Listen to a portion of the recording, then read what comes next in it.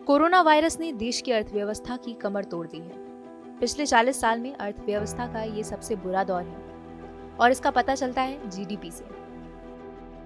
केंद्र सरकार ने वित्त वर्ष 2020 से 21 के लिए जीडीपी का आंकड़ा पेश किया है और इस बार जीडीपी ग्रोथ पर कोरोना महामारी का असर साफ दिख रहा है। साल 2020 से 21 के लिए जीडीपी ग्रोथ रेट -7.3% रही। विकास का आंकड़ा माइनस में चला गया है। इसका सीधा मतलब है कि अब हम अर्थव्यवस्था के लिहाज से सबसे बुरे दौर में जी रहे हैं। कोरोना महामारी की वजह से इकोनॉमिस्ट ने उम्मीद जताई थी कि ग्रोथ रेट -8% तक जा सकता है।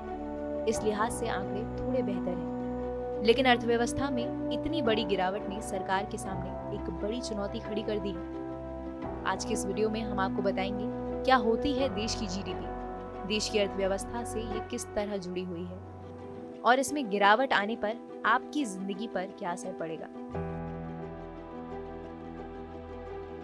जीडीपी यानी ग्रॉस डोमेस्टिक प्रोडक्ट, जिसे हिंदी में कहते हैं सकल घरेलू उत्पाद। जीडीपी किसी एक साल में देश में पैदा होने वाले सभी सामानों और सेवाओं की कुल वैल्यू को कहते हैं। इससे किसी भी देश की अर्थव्यवस्था की सेहत पता चलती है। आसान शब्दों में समझें तो जीडीपी किसी बच्चे की मार्कशीट जैसी होती है। जिस तरह मार्कशीट से पता चलता है कि बच्चे ने साल भर में कैसा परफॉर्म किया है और किन सब्जेक्ट्स में वो मजबूत या कमजोर रहा है, उसी तरह जीडीपी आर्थिक गतिविधियों यानी इकोनॉमिक एक्टिविटीज के स्तर को दिखाता है। जीडीपी से एक तय पीरियड में देश के आर्थिक विकास और ग्रोथ का पता चलता है। माना जाता है कि भारत जैसे लो और मीडियम इनकम वाले देश के लिए हर साल ज्यादा जीडीपी ग्रोथ हासिल करना जरूरी है, जिससे देश की बढ़ती आबादी की जरूरतों को पूरा किया जा सके। लेकिन इस बार कोरोना की दूसरी लहर से भारतीय अर्थव्यवस्था को भारी नुकसान हुआ है। तो आइए अब आपको बताते हैं कि जीडीपी किस तरह मापी जाती है। 4 अहम फैक्टर्स हैं जिसके बेस पर जीडीपी का आकलन किया जाता है। पहला है कंजम्पशन एक्सपेंडिचर, यानी गुड्स और सर्विसेज को खरीदने के लिए लोगों का कुल खर्च। दूसरा है गवर्नमेंट एक्सपेंडिचर, तीसरा इन्वेस्टमेंट एक्सपेंडिचर और आखिर में आता है नेट एक्सपोर्ट्स। जीडीपी के डेटा को 8 सेक्टरों से इकट्ठा किया जाता है। इनमें कृषि, manufacturing, electricity, gas supply, mining, carrying, वानिकी और मत्स्य, होटल, कंस्ट्रक्शन, ट्रेड और कम्युनिकेशन, फाइनेंसिंग, रियल एस्टेट और इंश्योरेंस, बिजनेस सर्विसेज और कम्युनिटी, सोशल और सार्वजनिक सेवाएं शामिल हैं। अगर जीडीपी बढ़ रही है तो इसका मतलब ये है कि देश आर्थिक गतिविधियों के लिहाज से अच्छा काम कर रहा है और सही दिशा में जा रहा है। लेकिन अगर जीडीपी सुस्त हो रही है या नेगेटिव दायरे में जा रही है तो इसका मतलब है कि सरकार को अब अपनी नीतियों पर काम करने की जरूरत है ताकि इकोनॉमी को पटरी पर लाने में मदद की जा सके। आइए अब आपको समझाते हैं कि जीडीपी का कहां और किस तरह इस्तेमाल किया जाता है।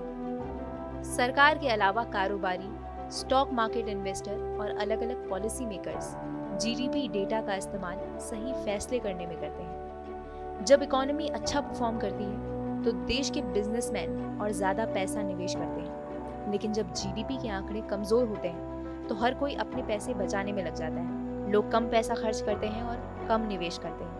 इससे आर्थिक ग्रोथ और सुस्त हो जाती है। आपके पास कम पैसे होंगे तो आप कम खर्च करेंगे। पैसे आने पर आप बाजार का रुख करेंगे। विकास दर सुस्त रहने पर सरकार से ज्यादा पैसे खर्च करने की उम्मीद की जाती है। सरकार लोगों को अलग अलग स्कीमों के जरिए ज्यादा पैसे देती है ताकि वो इसके बदले में पैसे खर्च करें और इस तरह से इकोनॉमिक ग्रोथ को बढ़ावा मिल सके। चलिए अब ये जानने की कोशिश करते हैं कि कोरोना की दूसरी लहर के चलते चालू वित्त वर्ष की जीडीपी पर कितना असर पड़ेगा। ऐसा माना जा रहा है कि कोरोना की दूसरी लहर की वजह से चालू वित्त वर्ष की पहली तिमाही में जीडीपी पर असर पड़ेगा। इस वजह से पहली तिमाही में जीडीपी ग्रोथ के अनुमान को भी घटा दिया गया है। ऐसा कह सकते हैं कि ग्रोथ के रास्ते पर लौट रही इकोनॉमी को कोरोना की दूसरी लहर ने बेपटरी कर दिया है। बार्कलेज ने 2021 से 2022 के लिए भारत की जीडीपी ग्रोथ का अनुमान घटाकर 11% से 9.2% कर दिया है। बार्कलेज ने हिसाब लगाया है कि मई के महीने में हर एक हफ्ते के लॉकडाउन से आर्थिक गतिविधि को 8 अरब डॉलर का झटका लग रहा है, यानी हर हफ्ते 58,000 करोड़ रुपए। उनका कहना है कि मई में तो ये नुकसान इतना ही रह सकता है, लेकिन अगर जून में भी लॉकडाउन की नौबत आ गई तो हर हफ्ते होने वाला नुकसान और बड़ा होगा। अब बड़ा सवाल ये उठता है कि इकोनॉमी को गड्ढे से निकालने के लिए सरकार को क्या कदम उठाने चाहिए। एक्सपर्ट्स का मानना है कि सरकार को बड़े पैमाने पर खर्च करना होगा, लोगों की जेब में सीधा पैसा डालना होगा और रोजगार बचाने के लिए या नए रोजगार पैदा करने के लिए इंफ्रास्ट्रक्चर प्रोजेक्ट बनाने होंगे।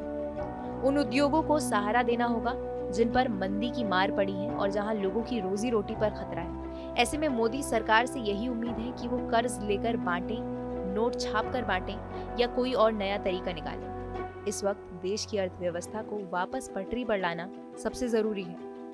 आपको कैसा लगा हमारा ये वीडियो? कमेंट सेक्शन में लिखकर जरूर बताइए। इसी तरह की खबरों के लिए सब्सक्राइब करना ना भूलें हमारा चैनल नो दिस।